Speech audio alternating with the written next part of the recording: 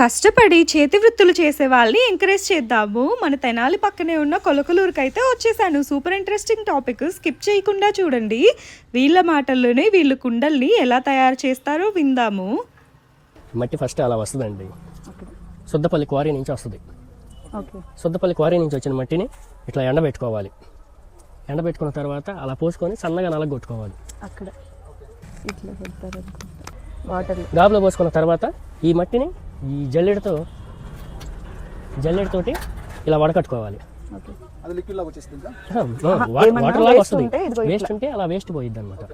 దీంట్లో రాళ్ళు, పొల్లలు, మట్టి, సీసా పెంకులు అన్నీ ఉంటాయి. ఏవి రాకోకుండా చక్కగా నీట్గా అలా సాఫ్ట్గా ఇలా వడకట్టుకోవాలి. వడగట్టుకున్న తర్వాత 3 డేస్కి ఇది ఆరిద్ది అనమాట. ఆరిన దాన్ని దీన్ని తీసుకొచ్చి ఇలా ఆరబెట్టుకోవాలి. మట్లో ఇది బాగాలంతా ఇది బూడిదండి. మసి అంతా కలిస్తే కుండలు బాగా వస్తాయి, పగిలిపోకుండా. ఇప్పటికి కాళ్ళతో తొక్కేవాళ్ళం, ఇప్పుడు కాళ్ళతో తొక్కకోకుండా మిషనరీలో వేసుకుంటాం. ఆ మట్టిని తీసుకొచ్చి దీంట్లో వేస్తాం. దీంట్లో వేసింది జిగురు వస్తుంది, మట్టి జిగురు వస్తుంది, ఇలా బయటకు వస్తుంది అనమాట. పొద్దున్న ఫస్ట్ రండి, లోపలికి రండి. తీసుకొచ్చి అలా లోపల పెట్టి మళ్ళీ ఇదిగోండి ఇట్లా పైప్ ఇలా తయారు చేస్తున్నారు. మొదట అడుగు భాగాన్ని తయారు చేసి అది ఆరిన తర్వాత పై భాగాన్ని చేస్తారు. గలస ఉంటుంది కదా, గలస క్వారీ కంకర, ఆ కంకరలో నుంచి కలర్ వస్తుంది అనమాట. 3 రోజులు ఆరాలి, నీడనే ఆరాలి, ఎండలో ఆరబెట్టకూడదు. ఇట్లా నేను ఆరబెట్టి అయిగోండి కలర్స్ వేస్తున్నారు. ఈ కలర్ ఏంటంటే ఎర్రమట్టి క్వారీల నుంచి వస్తుంది అనమాట. గలసలో నుంచి నేచురల్ కలరే, నేచురల్ కలర్ అంటారు. రండి చూపిస్తాను. జల్లెడ నేను వాటర్లో నానబెట్టినప్పుడు ఏమైందంటే రాళ్ళని అడుగు నుండి పోయి పైన కలర్ వస్తుంది. గుడ్డ తడిపేసేసి అలా కుండలకి పోస్తూ ఉంటారు.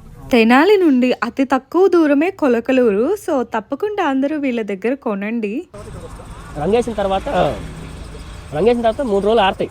3 రోజులు నేను చల్లదానానికి ఆరబెట్టి తర్వాత ఇలా ఎండలో ఆరబెట్టుకోవాలి. కాల్చే రోజు ఇట్లా బాడీకి మొత్తం ఆరబెడతాం అనమాట. ఎండకు బాగా 12-1 గంట కాడి నుంచి దీంట్లో చక్కగా పేరుస్తాము. పేర్చేసేసి ఈ వెనకమాల పేరుస్తాము. పేర్చేసేసి ఎదర పొయ్యి ఉంటుంది అక్కడ. ఇది వచ్చేసేసి రేపు చేస్తాం, రేపు పెడతా ఉన్నాం. కాటనే వచ్చింది. కాటన్ ఏంటంటే మనం ఎంత హీట్ అయినా సరే కాలదు. కాలకుండా ఉండటం కోసం మనకి ఇట్లా వస్తాయి అనమాట. ఇప్పుడు మీరు అక్కడ కొండ చూసారు కదా, ఏ కలర్? Orange colour. ఇప్పుడు ఇలా దొంతి పెట్టాము, వేసుకొని వెళ్ళిపోతారు.